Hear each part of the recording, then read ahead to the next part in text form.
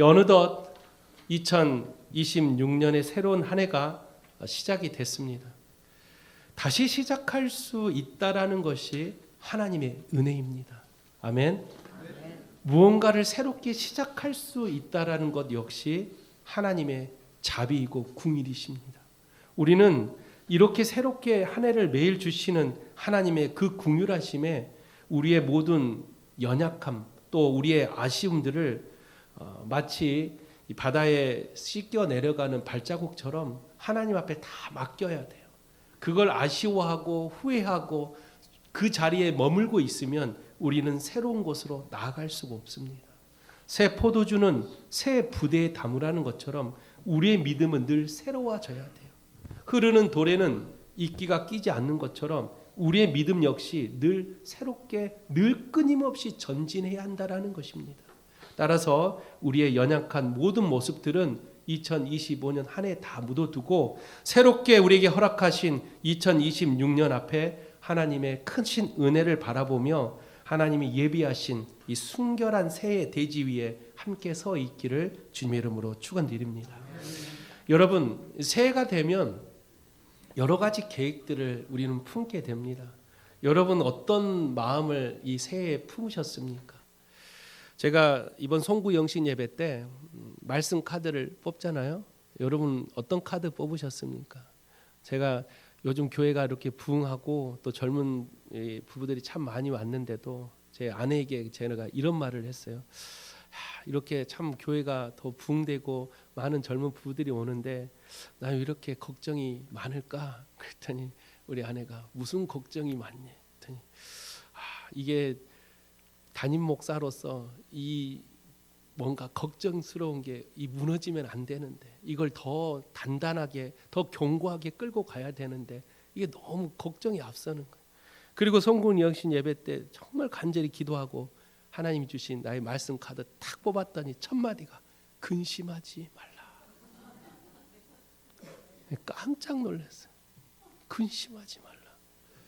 모든 마음을 여호와께 맡기래요. 제가 그 말씀 딱 보자마자 어쩜 그렇게 하나님은 저를 너무나도 잘 알고 계실까. 그래서 하나님 앞에 모든 걱정 근심 맡기고 하나님 앞에 기도하는 사람이 돼야 되겠다. 올 한 해 하나님의 새롭게 펼쳐질 성령의 바람을 기대하면서 하나님의 놀라우신 은혜를 우리가 기대하면서 함께 나아가는 저와 여러분 되시기를 주님의 이름으로 축원드립니다. 따라서 새 첫 주일에 우리가 가져야 될 마음이 하나가 있는데 대부분 세상 사람들은 올해는 더 잘해야지, 올해는 뭔가를 더 이루어내야지 라고 생각하겠지만 우리 그리스도인들이 품어야 될 가장 첫 번째 되는 마음은 더 잘해내야 되겠다라는 게 아니라 그럼에도 불구하고 하나님은 나와 함께 하신다라는 마음을 먼저 가져야 돼요. 그래야 우리는 넘어지지 않습니다.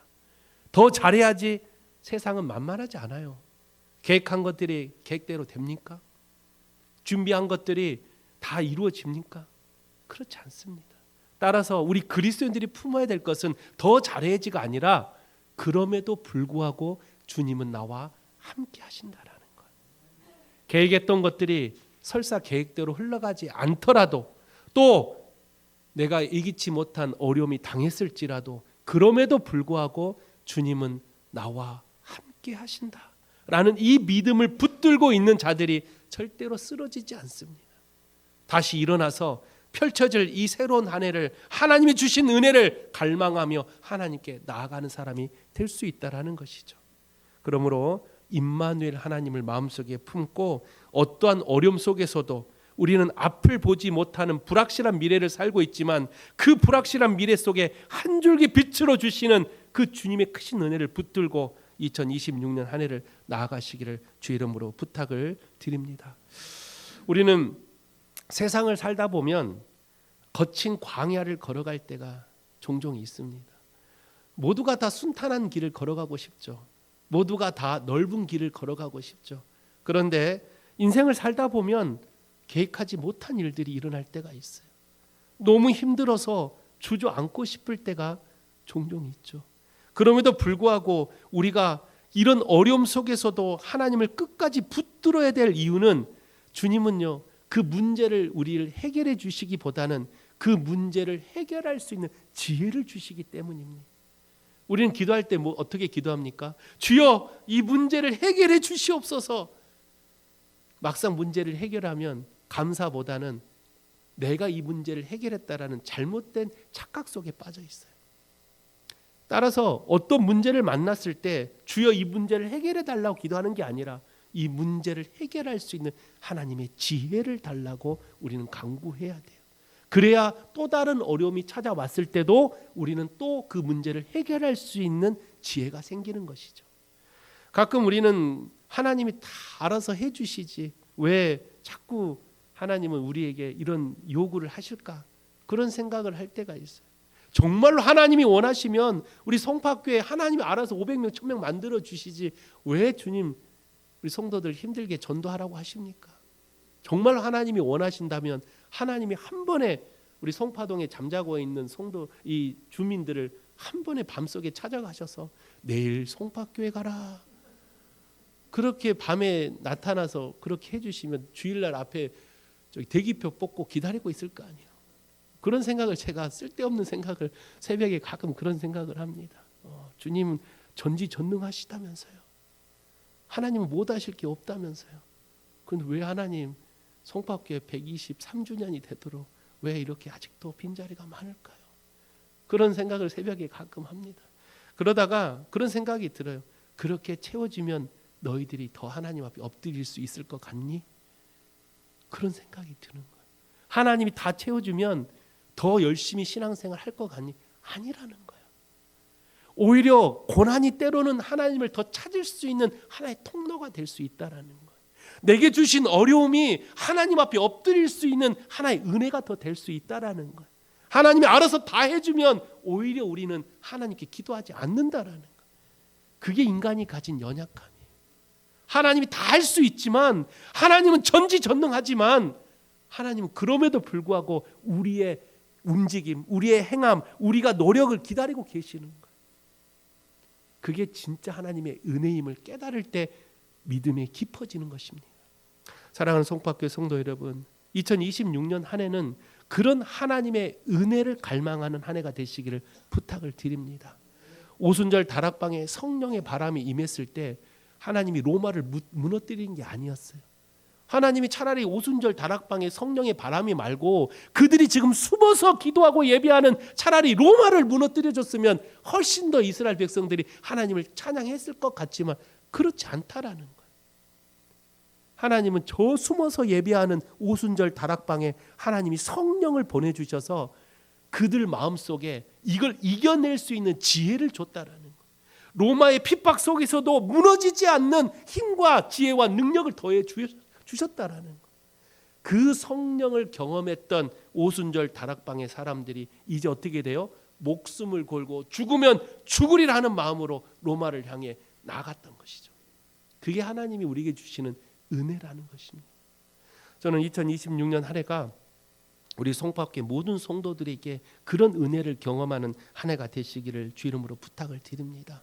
성령의 바람이 다 알아서 해결해 주는 게 아니라 성령의 바람이 내게 불어 이 어려움과 이 고난을 이겨낼 수 있는 나 자신을 돌아보는 그런 한 해가 되기를 부탁을 드립니다. 성파교회 역시도 어떠한 고난이 예기치 몰라요. 2026년 다 잘 되고 싶지만 교회 어려움이 찾아올 수 있습니다. 그럼에도 불구하고 우리는 하나님께 엎드려 간절히 간구하죠. 주님, 이 고난을 이겨낼 수 있는 지혜를 달라고, 이 교회가 다시 일어날 수 있는 힘을 달라고, 그렇게 간절히 기도할 때 하나님은 우리가 예기치 못한 또 다른 방법으로 역사하신다라는 것. 그런 주님의 은혜를 우리 모두가 갈망한다면 저는 우리 성파교회를 통해서 놀라운 하나님의 역사가 일어날 것을 저는 믿음으로 고백합니다. 함께 만들어가는 그런 교회가 될 수 있도록 우리 모두 함께 기도하는 여러분 되시기를 주의 이름으로 축원드립니다. 오늘 우리는 잠언 16장의 앞에 서 있습니다. 우리 자신에게 한 가지 정직한 질문을 한번 던져 보십시오. 오늘 본문 읽었는데 이 잠언 16장을 여러분 읽으면서 어떤 생각을 하셨습니까? 여러분에게 이런 질문을 한번 던져 보십시오. 내가 그린 이 설계도의 주인은 누구인가? 내가 2026년 이런 계획들을 세웠는데 이 계획을 이끄시는 분은 누구신가? 라는 그 질문을 한번 여러분 스스로에게 던져보십시오. 대부분 이렇게 물어보면 당연히 하나님이죠 라고 대답하겠지만 아니요. 잘 생각해 보세요. 어느 순간 그 계획을 내가 이루려고 하고 있다라는 거예요. 그 계획을 내가 내 방법과 내가 가진 경험으로 그 계획을 이루려 하고 있는 사람들이 대부분이라는 거예요. 말로는 주님이요 나의 주인 되시는 주님이요 라고 고백하겠지만 막상 삶을 들여다보면 내 경험, 내 방법, 내 지식으로 그 문제를 해결하고 있는 사람들이 대부분이라는 거예요. 오늘 잠언 16장 오늘 이 말씀을 통해서 내 걸음을 인도하시는 분이 누구신지를 다시 한번 결단하고 그런 주님을 통해 2026년 한 해를 어떻게 우리가 보내야 되는지를 함께 나누는 그런 은혜의 시간 되시기를 주님의 이름으로 축원드립니다. 오늘 본문의 잠언서는 이스라엘의 함근기를 이끌었던 솔로몬 왕에 의해 기록되었죠. 특히 이 시기는 국가적으로 이 경제적 풍요와 정치적 안정을 누렸던 때였습니다. 그러나 풍요로운 시기일수록 사람들은 자신의 지혜와 능력을 과신하기가 쉽죠. 그래서 솔로몬은 자신의 과거를 돌아보면서 인생의 중반기에 썼던 본문이 바로 이 잠언서예요. 그러니 솔로몬이 이 잠언을 쓸 때 어떤 마음이었을까? 자신의 과거를 돌아보면 솔로몬이 후회밖에 없어요. 내가 왜 그랬을까? 내가 왜 그런 연약한 모습이 보였을까? 내가 왜 그렇게 하나님 앞에 더 나아가지 못했을까?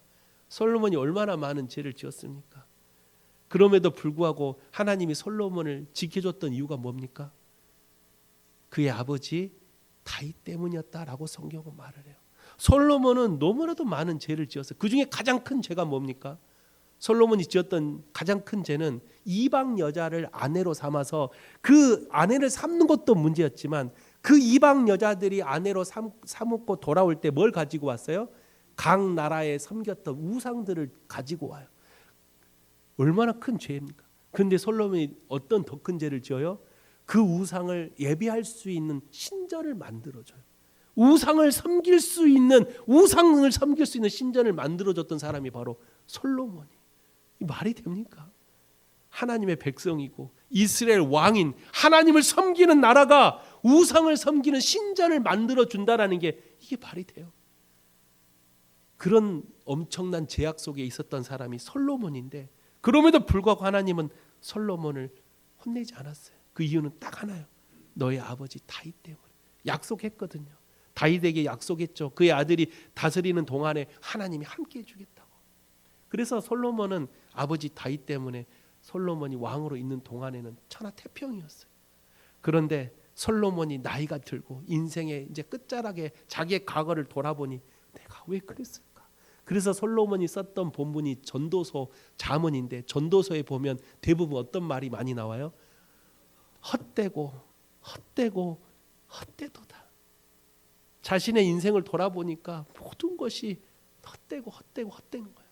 부귀영화, 세상의 수많은 금은보와 물질과 권력을 다 누렸던 솔로몬이었지만 인생을 돌아보니 모든 것이 헛되고 헛되도다. 그래서 오늘 본문 잠언 16장도 그런 인생의 중반기에 썼던 글인데 솔로몬이 과거를 돌아보니까 너무 자신이 부끄러운 거예요. 그래서 오늘 잠언 16장을 통해서 인생의 성공이 사람의 계획이나 권력에 있는 것이 아니라 오직 여호와 하나님을 경외하는 데 있다라는 것을 강조하는 본문이 바로 오늘 잠언 16장의 말씀입니다. 그래서 이 잠언 16장을 왕의 지혜라고도 불러요. 그만큼 이 16장을 통해서 세상을 다스리는 통치자뿐만 아니라 모든 하나님의 백성이 세상을 살아갈 때 가져야 될 하나님 중심적 가치관을 보여주고 있는 본문이 오늘 본문의 말씀입니다. 오늘 저는 2026년을 시작하는 우리에게 우리의 인생의 주관자는 여호와 하나님이심을 다시 한번 여러분에게 권면을 드립니다. 여러분의 인생을 주관하시는 분은 여호와 하나님이라는 것이죠. 그 여호와 하나님을 우리가 어떻게 믿음으로 고백할지 오늘 말씀을 통해 함께 나눠보려고 합니다. 첫 번째로 우리의 삶의 주관자가 누구인지를 깨닫기 위해서는 응답의 근원을 바로 알아야 한다라는 것이죠. 응답의 근원. 오늘 본문 1절을 함께 보겠습니다. 마음의 경영은 사람에게 있어도 말의 응답은 어디서 나온다고요? 여호와께로부터 나온대요. 사람의 마음의 경우는 사람이 있어요. 그래서 내가 이거 해야지 저거 해야지 라고 수많은 계획을 세울지라도 그 계획에 우리에게 주시는 응답은 어디에 있다? 여호와께로부터 나온다라는.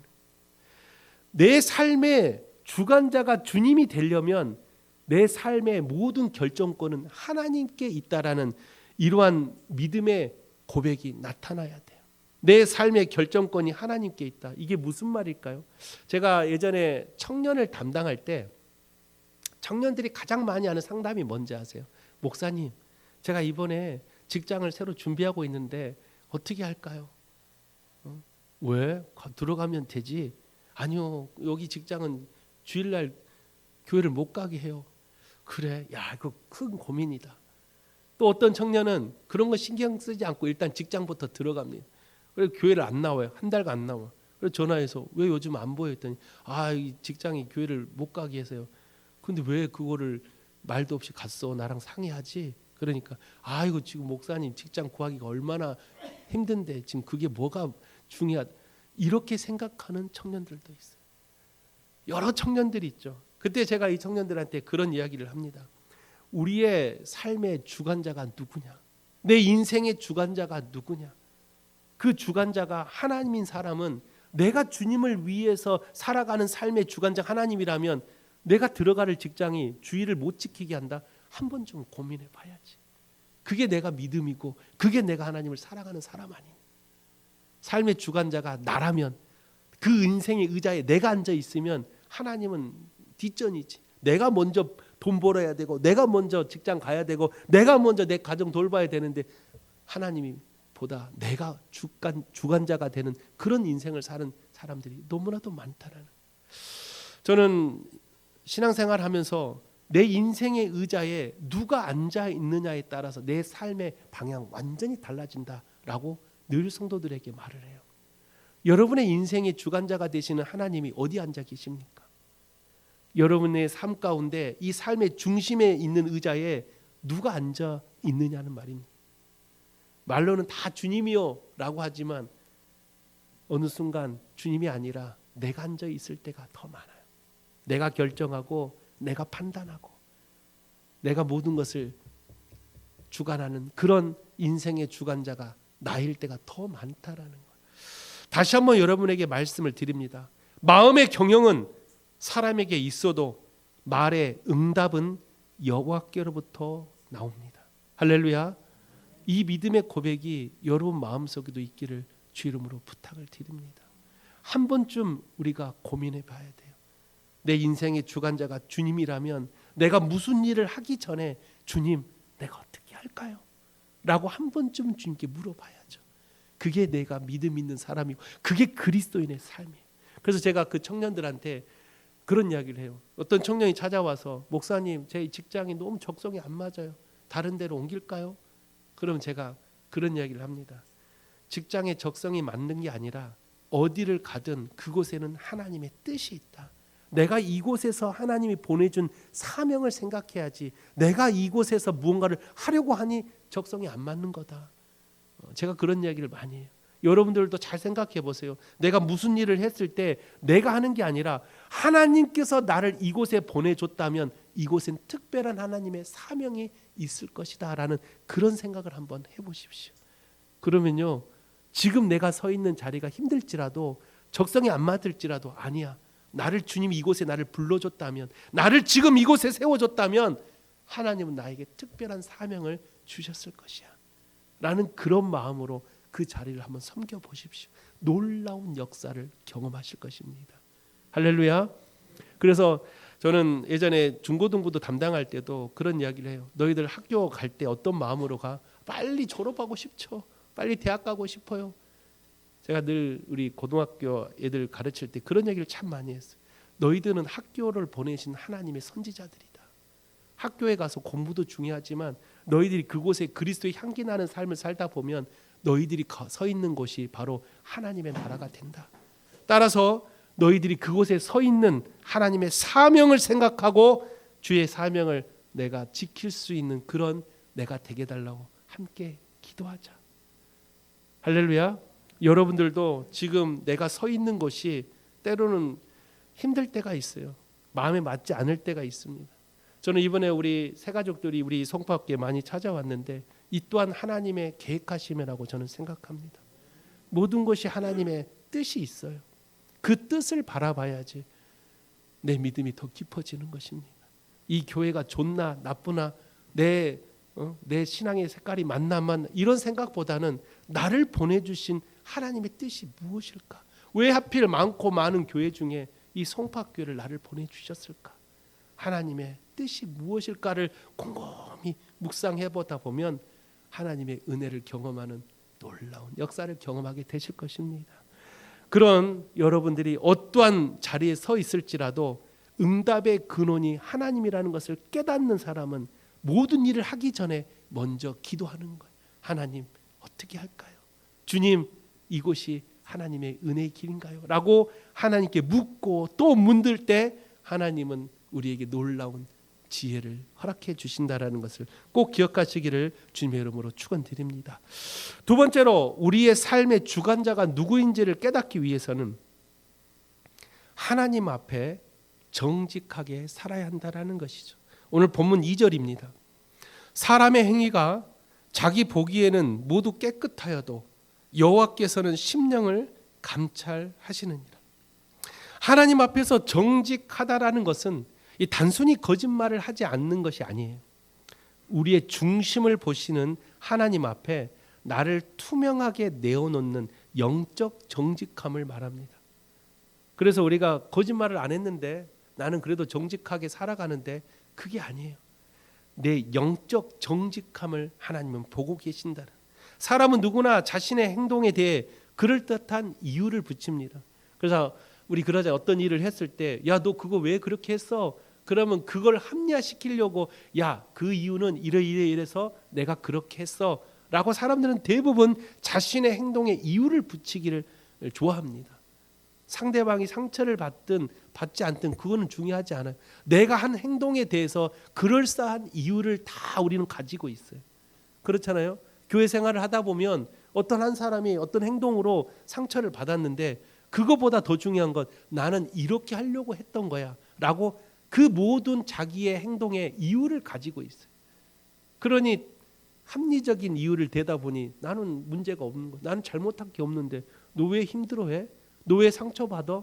라고 오히려 상처받는 사람이 문제 있는 것처럼 그렇게 생각할 때가 우리는 종종 있다라는 거. 여러분 어떻습니까? 하나님 앞에 영적으로 정직하십니까? 우리의 마음의 중심을 보시는 하나님 앞에 우리는 하나님을 만홀히 여길 수가 없습니다. 하나님은 우리의 중심을 보시기 때문에 우리의 어떠한 행동 속에 이유를 붙이기보다는 이게 하나님의 은혜 가운데 이루어진 일인지를 먼저 깨달아야 돼요. 누군가의 상처를 받았다면 내가 아무리 정직하게 했다 할지라도 내가 옳게 행했다 할지라도 누가 상처를 받았으면 우리 그리스도인들은 내 행위가 옳다고 주장하기보다는 상처받은 사람을 위로해 주는 게 그리스도인의 모습입니다. 할렐루야. 부부싸움 할 때 제일 많이 하는 게 뭐예요? 다 자기는 옳기 때문에 싸우는 거예요. 얼마 전에 그 강창욱인가요? 김창욱 그 유튜브를 제가 봤는데 어떤 부인이 남편에 대해서 막 토로를 하는 거예요. 서로의 가치관이 다른데 남편은 늘 강제적으로 자기의 가치관을 자꾸 나를 집어넣으려고 한다고. 그러니까 누가 보더라도 여자 말이 다 맞는 거예요. 그랬더니 그 강사가 잠깐만 딱 멈추더니 혹시 아내분 그 이야기를 할 때 어떻게 이야기하셨어요? 부드럽게 이야기를 하셨어요. 내가 너랑 달라 하면서 인상을 쓰면서 이야기를 했다 했더니 옆에 남편이 깔깔 웃으면서 어쩜 우리 아내랑 똑같이 하냐고. 모든 것이 합리적으로 자기는 옳다라고 생각하지만 누군가가 상처를 받았으면 내 행동의 정당함을 주장하지 마시고 그리스도인이라면 먼저 상처받은 사람의 마음을 위로해 주는 게 그리스도인이에요. 할렐루야. 그래야 교회가 행복해집니다. 교회도 싸움이 나지 않으려면 자기의 행동에 대해서 정당함을 주장하지 마세요. 그게 중요한 게 아니에요. 진짜 교회는 진짜 하나님의 나라는 내가 옳고 틀렸다를 따지는 게 아니라 모두가 행복해하는 공동체를 만들어가는 게 하나님의 나라인 거예요. 근데 자꾸 어디를 가더라도 나는 문제 없어, 나는 정말로 그렇게 하려고 한 게 아니고 이렇게 한 건데 왜 저 사람은 오해해? 하면서 자꾸 자기의 행함에 정당성을 붙이려고 해요. 그러니 하나가 될 수가 없는 거예요.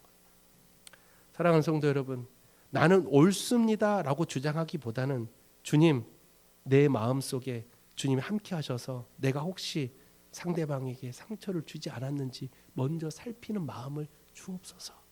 그런 마음을 가지시고 신앙생활을 하다 보면 그런 사람들이 모여 있는 곳은 저는 가장 행복한 공동체가 될 거라고 확신합니다. 저는 송파교회가 그런 사람들로만 다 모여 있으면 좋겠어요.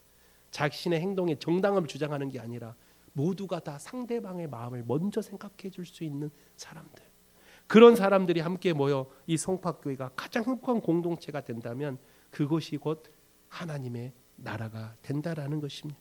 그래서 오늘 본문 5절에 보니까 솔로몬이 이렇게 말해요. 무릇 마음이 교만한 자를 여호와께서 미워하시나이다. 자신은 옳다고 늘 주장하지만 그 옳다고 생각하는 그 자체가 뭐예요? 교만입니다.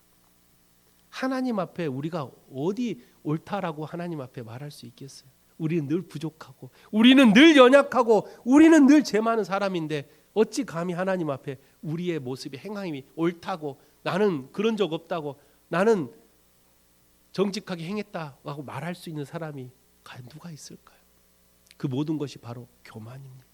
우리는 오히려 하나님 앞에 잘못한 게 없어도 하나님, 연약한 나를 용서해 주세요라고 자꾸 그렇게 내 자신을 낮추다 보면 하나님은 그런 낮추는 자를 들어 강하게 만드시고 그런 부족한 자를 들어 세상에 큰 사람으로 세워주시는 게 하나님의 역사라는 거예요. 우리 송파교회 모든 성도들이 그런 겸손한 은혜를 가지실 때 하나님의 은혜를 경험하는 놀라운 성도님들이 되시기를 주 이름으로 부탁을 드립니다. 사랑하는 성도 여러분, 우리는 사람들의 눈은 속일 수가 있어요. 그러나 우리 마음에 저울을 들고 계신 하나님의 눈은 피할 수가 없습니다. 새해를 시작하면서 세운 여러 가지 계획들이 있겠지만 나의 이름을 드러내기보다는 하나님의 영광만 높여드리는 그런 한 해가 되시기를 부탁을 드립니다. 무엇보다도 하나님 앞에 영적으로 정직하시기를 다시 한번 주님의 이름으로 축원드립니다. 마지막 세 번째로 우리의 삶의 주권자가 누구인지를 깨닫기 위해서는 인도하시는 하나님을 온전히 신뢰하는 것입니다. 신뢰하다. 이 트러스트라는 이 신뢰라는 단어는 아무나 쓰는 게 아니에요. 정말로 내가 그 사람을 온전히 믿을 만한 마음이 있을 때 이 신뢰라는 단어를 쓰게 되죠. 오늘 본문 9절에 보세요. 사람이 마음으로 자기의 길을 계획할지라도 그의 걸음을 인도하시는 이는 여호와시니라고 고백할 수 있는 사람이 과연 몇 명이 있을까? 우리는 눈앞에 뭔가가 열매가 맺어져야 하나님이 나를 축복해 주셨구나, 하나님이 나를 인도해 주셨구나 라고 고백할 수 있는 사람 많겠죠. 뭔가 열매가 눈에 보여지면 그렇게 고백하는 사람은 참 많겠죠. 그런데 아직도 내가 보이지 않는 막막한 삶을 살아가는데 주님이 나를 인도해 주시고 있습니다 라고 고백할 수 있다면 그게 진짜 큰 믿음이라는 거예요. 아직 이루어지지 않았는데 우리 자녀가 이번에 어떤 대학 시험을 준비해요. 근데 아직 결과가 나오지 않았는데 하나님의 기 쓰임 받는 우리 자녀로 세워줄 것을 저는 믿습니다. 그런 기도를 드리면요, 설사 자녀가 대학을 떨어졌다 할지라도 마음속에 기쁜 나쁜 거나 하나님 원망하는 마음이 없어요. 왜? 하나님은 또 다른 방법으로 세워줄 것을 알기 때문에. 그게 바로 믿음의 기도고 그게 내 길을 여호와시는 하나님이라고 고백하는 거예요. 근데 우리는 목적을 정해놓고 기도해요. 이거 이번에 꼭 붙어야 됩니다. 주여 붙게 해 주옵소서 해가지고 떨어지면 기도해도 별거 없다고 하나님 원망하기 시작하죠. 여러분 그런 기도 많이 해보셨잖아요. 저도 솔직히 대학교 다닐 때 기말고사 보면 주여 도와주시옵소서, 공부는 안 하고 그렇게 기도하고 시험지를 딱 받으면 아무것도 안 보여. 그럼 어떻게 해요? 볼펜에다가 1번, 2번, 4번 주여 아버지 딱 굴리지. 그런 경험 없습니까? 우리는 내 스스로는 돌아보지 않고 늘 주님 앞에 뭔가를 해달라고 기도하죠. 그게 바로 우리가 가진 연약한 모습인데 그걸 깨닫지 못해요. 우리는 다시 한번 고백해야 돼요. 아직 이루어지지 않았지만, 아직 눈앞에 열매는 맺어지지 않았지만, 그럼에도 하나님은 나를 인도해 주실 거라는 내 믿음의 확신, 그게 바로 오늘 9절의 고백이에요. 사람이 마음으로 자기 길을 계갈지라도 그의 걸음을 인도하시는 분은 여호와 하나님 한 분뿐이십니다 라고 고백할 수 있는 그런 사람들이 되시기를 부탁을 드립니다. 여러분 각자의 삶이 다 힘들 것이에요. 2026년 우리는 뭐가 펼쳐질지 모릅니다. 어떤 사람은 직장을 새롭게 이직할 수도 있고, 다니던 직장을 그만둘 수도 있고, 또 어떤 사람은 예기치 못한 육신의 또 질병이 찾아올 수도 있고, 우리는 두려운 미래, 불확실한 미래를 살고 있어요. 어찌 될지를 몰라요. 그러나 중요한 것은 그럼에도 내 삶을 인도하시는 분은 여호와 하나님이라고 고백할 수 있을 때 어떠한 어려움이 내게 올지라도 하나님은 그 모든 것을 이겨낼 수 있다라는 우리의 믿음을 주신다라는 거예요. 저는 그런 믿음을 가지시는 우리 성포학교의 성도들이 되시기를 부탁을 드립니다. 그래서 어떤 분이 그런 이야기를 해요. 하나님은 우리 인생이 미로잖아요. 여러분 미로 한번 경험해 보셨어요? 미로 딱 처음에 출구에서 시작하면 마지막 입구에서 시작하면 마지막 출구로 나오는데, 이 미로가 가다 보면 막혀 있고 뒤로 가고 또 막 해서 마지막에 이렇게, 여러분 미로 해 보셨잖아요.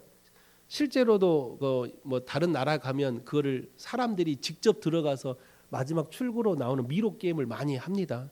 그런데 어떤 분이 그걸 보고 글을 썼는데, 우리 인생이 이 미로 같은 삶이래요. 다 될 것 같아서 야 이 길이야 하고 딱 갔는데 앞이 딱 막혀 있는 막다른 골목이네. 거기서 주저앉은 사람들이 많대. 야 내가 이 길을 오려고 얼마나 노력했는데 하면서 거기에 주저앉는 사람이 있고, 어떤 사람은 이 길이 아니었구나 하고 다시 돌이켜서 왔던 길을 돌아가서 새로운 길을 찾아서 또 출구를 향해 나가는 게 우리 인생이래. 그런데 그 사람이 쓴 글의 마지막에 보면 이 미로의 위에서 우리를 지켜보고 계시는 분이 있으니 그분이 바로 여호와 하나님이라는 거예요. 미로는 눈높이 있을 때는 길이 안 보여요. 그런데 어디서 보면 한눈에 보입니까? 위에서 딱 미로를 전체를 보면 나가는 출구가 딱 보인다라는 거예요. 그 위에서 보고 계시는 분이 여호와 하나님이라면 내 인생을 하나님께 맡겨보라는 거예요. 나의 삶을 하나님께 맡겨보면 하나님은 반드시 우리를 출구로 인도하신다라는 거예요. 그런 믿음을 가지고 막다른 골목이 올지라도 내 길이 아닌 것 같아서 주저앉아 있지 마시고 하나님 앞에 모든 걸 맡기면 반드시 하나님은 우리를 출구로 인도해 주신다라는 거예요. 그런 믿음을 가지시고 2026년 한 해를 보내시는 여러분의 놀라운 은혜 한 해가 되시기를 주 이름으로 부탁을 드립니다. 내 생각, 내 경험, 내 지식은 하나님 앞에 내려놓으십시오. 하나님이 가라시면 가고 멈추라면 멈춰야 돼요. 순종의 믿음이 오히려 귀한 열매를 맺을 수가 있는 거예요. 지금 이걸 내가 해야 돼, 나는 이걸 꼭 가져야 돼 라는 내 경험을 가지고 붙들면요, 언젠가 썩어질 수밖에 없는 것을 우리는 붙들고 있는 것입니다. 그러므로 하나님 앞에 내 인생을 맡기시고 나의 삶의 주권자가 누구인지를 우리가 믿음으로 고백할 때 마지막 그 끝은 반드시 찬란한 영광으로 우리에게 주시는 하나님의 은혜를 깨달으시는 복된 여러분 되시기를 주 이름으로 부탁을 드립니다. 말씀을 마칩니다. 우리가 세운 계획이 무너졌다고 해서 인생이 무너진 것은 아닙니다. 잠시 고난은 올 수 있어요. 잠시 쓰러질 수는 있습니다. 그러나 내 계획은 멈췄을지 몰라도 나를 향한 하나님의 인도하심은 단 한순간도 멈춘 적이 없다라는 것을 여러분들 깨달으시기를 부탁을 드립니다. 올 한 해 내가 원하는 목적지에 도달하는 것보다 나를 인도하시는 하나님께 내 시선을 다시 한번 고정하십시오. 내가 무언가를 하기보다는 나를 통해 역사하시는 하나님을 바라보십시오. 그런 주님과 함께하는 사람이라면 올 한 해가 여러분 놀라운 주님의 은혜를 경험하는 복된 한 해가 된다라는 것을 꼭 기억하셔서 모두가 내 길을 인도하시는 여호와 하나님을 붙들고 각자의 자리에서 승리하시는 사랑하는 성포학교의 모든 성도들이 되시기를 주님 이름으로 축원드립니다. 기도하겠습니다. 거룩하신 하나님 아버지, 우리는 한 치 앞도 모르는 인생을 살아가고 있습니다. 그러나 불확실한 미래를 확실한 미래로 바꾸어 주시는 하나님을 붙들 때 주님은 나를 통해 역사하실 것을 믿사오니 우리 살아가는 모든 송파교회 성도들이 나의 걸음을 인도하시는 주님을 붙들고 힘들고 어려운 고난을 이겨낼 수 있는 하나님의 손을 붙들고 각자의 자리에서 하나님께 펼쳐질 새로운 한 해를 다 모두가 승리로 이끌어 나가는 복된 성도들이 되게 하여 주시옵소서. 성령의 바람이 우리 마음속에 불어오고 우리 교회 가운데 불어오고 우리가 삶을 살아가는 삶 가운데 성령의 바람이 불어서 어떠한 고난 속에 있을지라도 그 고난을 이겨내는 하나님의 은혜, 하나님의 새 일을 경험하는 귀한 한 해가 될 수 있도록 주님 인도하여 주시옵소서. 모든 것을 주께 탁하며 살아 역사하신 예수 그리스도의 이름으로 간절히 기도하옵나이다. 아멘.